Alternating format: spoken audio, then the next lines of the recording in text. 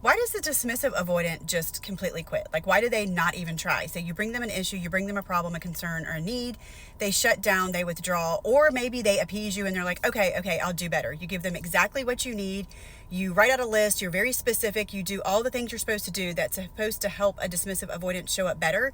They appease you, they promise they're going to do it, and then nothing ever changes. Why is this? Why do they just not try or seem to try? Leslie Wells, Connection Coach here. I help individuals repair and heal within their relationships or help improve the relationship with self by looking at things through an attachment lens.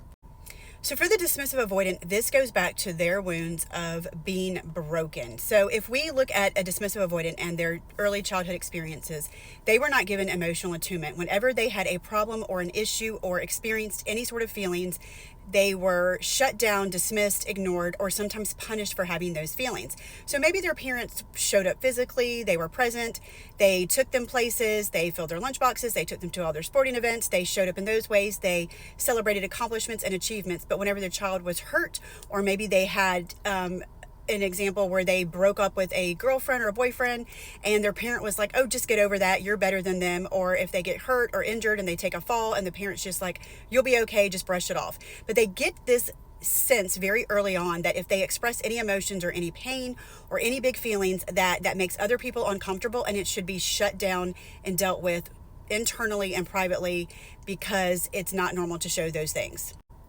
So when they have those feelings and they don't know what to do with them, and they end up suppressing them and distracting from them because they feel like there's something wrong with them for having those feelings, essentially they feel that they are broken or defective. They feel like there's something wrong with them, that they feel these things and they need to experience them, and other people around them aren't, and other people around them are uncomfortable by them. So when we look at the other insecure attachment styles, the fearful avoidant and the anxious preoccupied, we know that they carry with them some deep-rooted fears as well. Some of those are fears of abandonment and rejection, and they also have this deep core wound of I am not enough. So how you'll see this play out for the fearful avoidant, whenever they feel like they're not enough, a lot of times they will over try to do things, and then they will try really hard to make sure that their relationship is safe, because they carry this sense of their wound around betrayal and people not showing up well for them. So they'll try to do the best they can, oftentimes taking on way too much until they are stuck with sort of this resentment for trying too hard when they feel like they're not getting enough back, and then they feel used and taken advantage of and underappreciated. For the anxious preoccupied, their nature, because of their experience with intermittent reinforcement, is to overdo. These are your people pleasers, the people that are addicted to love. They're so used to managing everyone's emotions in their early childhood to create a sense of safety so that they do not feel like they're going to be abandoned, that they will do anything and try harder to keep that relationship secure and stable. So you'll see in the other insecure attachment styles that they really will go and use activating techniques to try to lean into their partner and be better or be good enough to overcompensate for that internal wound of not being good enough. But the dismissive avoidant doesn't seem to try harder. They withdraw, disassociate, pull away, and give little to no effort. They very much breadcrumb their partners, and they have this inner dialogue of, I will never be able to get it right. I'm always going to miss the mark. This relationship is doomed. I'm doomed for relationships, and here's why. Where the anxious preoccupied and the fearful avoidant have this wound of, I'm not good enough, believing that you're not good enough somehow inherently also leads to the conclusion that I can be good enough. If I try harder, if I do more, maybe then I will be good enough. But for the dismissive avoidant, the underlying belief is not, I'm not good enough. It's not only am I not good enough, it's I am broken. I am defective. I'm never going to be enough. And so if that's your perception and that's something that you carry with you, then you're not even going to try, because you do not even think there is a smallest chance, because you think that you're inherently defective and completely broken. It's not that you're not good enough, it's that you can't and you're not enough and you never will be.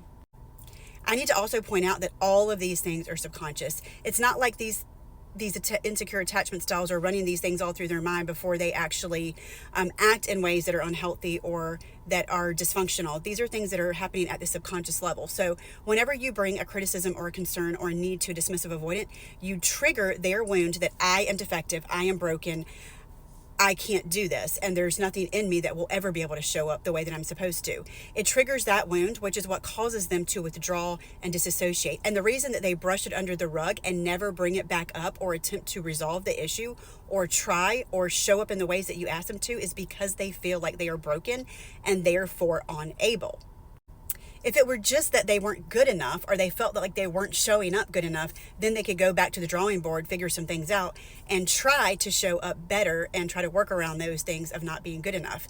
We see a lot of times when there's that wound of I'm not good enough, it just means that people typically will hunker down and try harder to prove their worth or to prove that they're good enough. But if you inherently believe that you're just broken and you came out that way and there's nothing that can be done for you, then you're not even going to put into the effort to even try. So I hope this helps you understand the dismissive avoidant a little better and why their dialogue is the way that it is. And I hope that you really understand this is something that's happening at the subconscious level.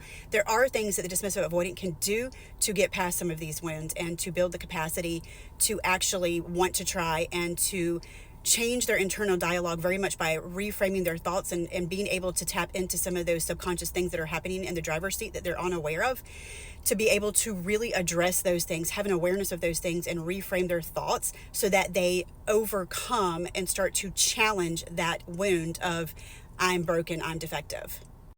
So the first step is awareness. The second step is starting to build capacity and reframing thoughts. But truly, they cannot get better if they just have awareness. You have to actually learn tools and techniques to be able to get through these things and to be able to build capacity to sit and be able to hear criticism and be able to hear a concern or feedback and not feel like it is confirmation that you are truly broken and defective. So hopefully this helps you understand a little bit about the dismissive avoidant.